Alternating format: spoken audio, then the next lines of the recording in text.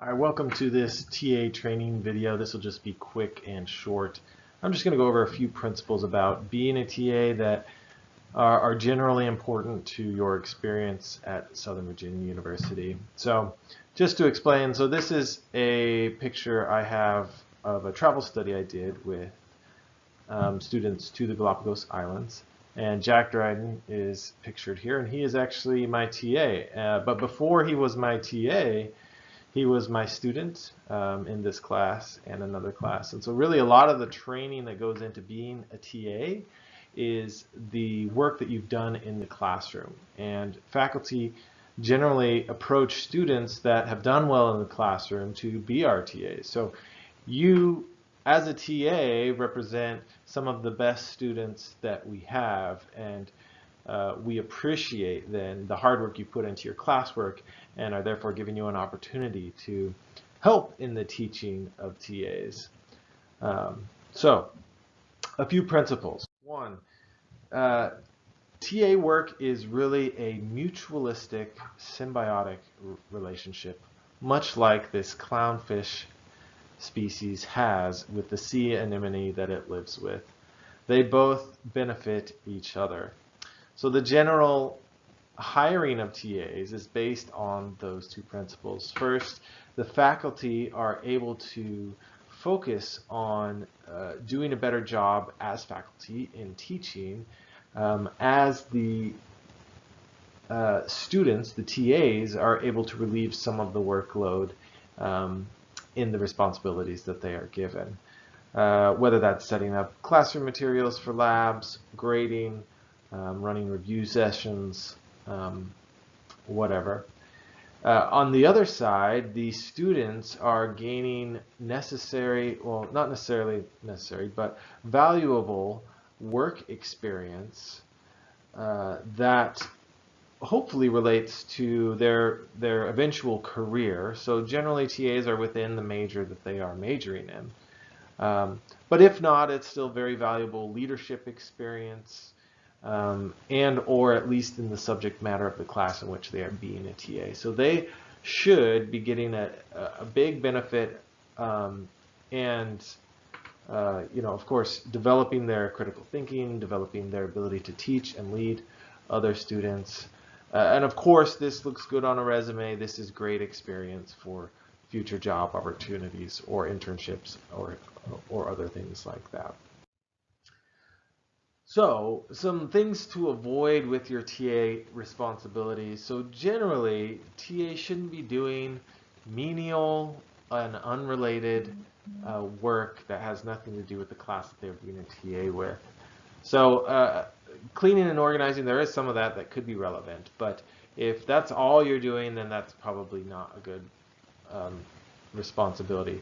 If you are, going and getting pizza or lunch for your faculty member, or cleaning their office, those are probably inappropriate responsibilities as a TA. You're not an assistant, you are helping with teaching. Definitely don't do anything where you feel unsafe or inappropriate. So this is me dressed up like Batman on Halloween, watching the students in my lab as Batman would, this upper picture. I would not ask my student to do that. That's, if you don't have to make a fool of yourself. You may be asked to do something that is slightly uncomfortable, like teach in front of other people. But if you don't want to do it, then just make that known to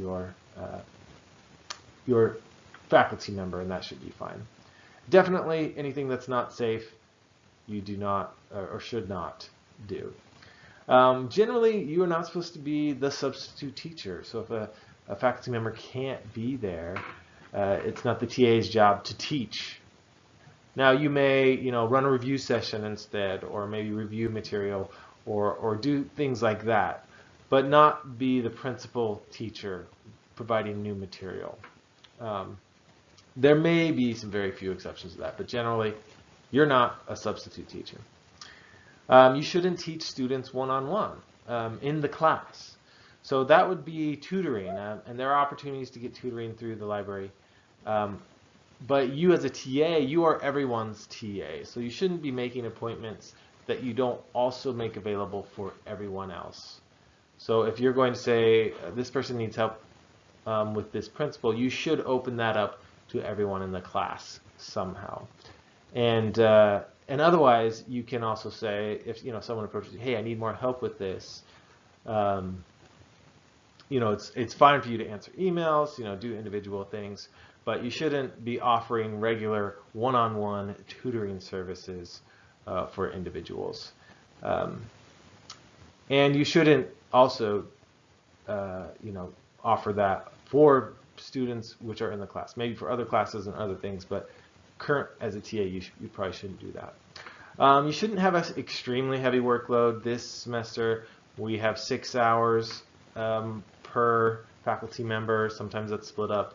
In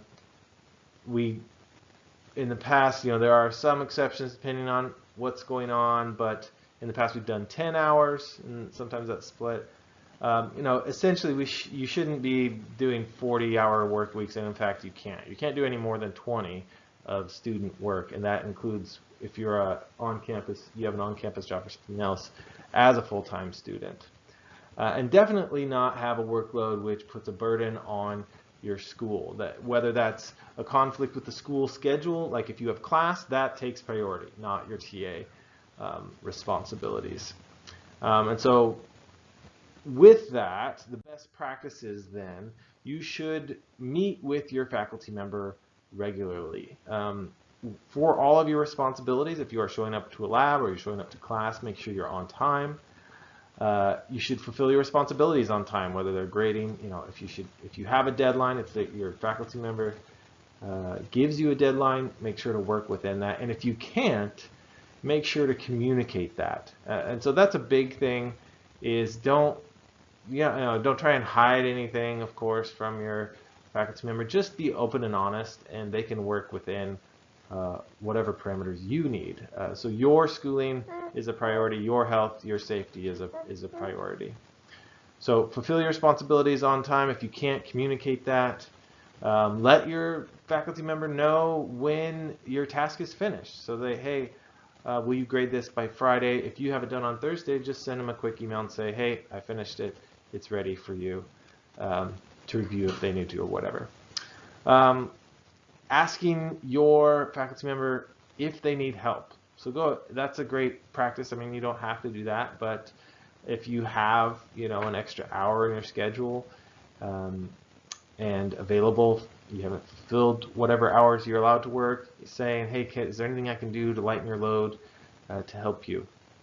And generally being proactive and looking for ways to help in the classroom, looking for ways to help students and help your faculty member, is going to be very appreciated.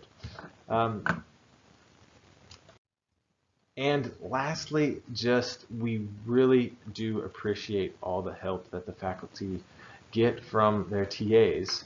It makes a big difference. I know all of the TAs that I've had have been just really great with students, really great working with me, have made my life easier here and better. And I think, like the clownfish and the anemone it lives in, it's a wonderful mutual relationship. So thank you for being a TA.